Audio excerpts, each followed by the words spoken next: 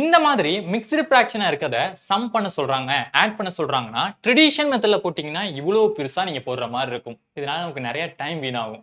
ஆனா இது ஒரு ஷார்ட்கட் உங்களுக்கு தெரிஞ்சிருந்ததுன்னா ஈஸியாவே போடலாம். அந்த ஷார்ட்கட் பார்க்கலாமா? வாங்க. சோ நமக்கு ஃபர்ஸ்ட் ரவுண்டா இருக்கக்கூடிய நம்பர் எல்லாத்தையும் ஆட் பண்ணிக்கங்க. இங்க என்ன இருக்கு? 3 இருக்கு, இங்க 2 இருக்கு. 3 + 2 என்னது? 5. ஆட் பண்ணியாச்சா? ஃபிராக்ஷன் என்ன இருக்கு? இங்க 2/3, இங்க 1/6. இந்த 3க்கும் 6க்கும் எல்சிஎம் எடுத்தானப்பா வரும், டினாமினேட்டர்ல 6 வரும். அவ்வளவுதான்.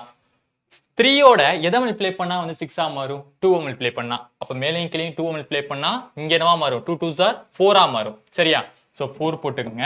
இங்க 6 மாறிடும். சரி, இங்க ஆல்ரெடி 6 தான் இருக்கு. அப்ப 1 மல்டிப்ளை பண்ணுவோம். அப்ப மேல என்ன இருக்கும்? 1 மட்டும் ஆட் பண்ணுவீங்களா?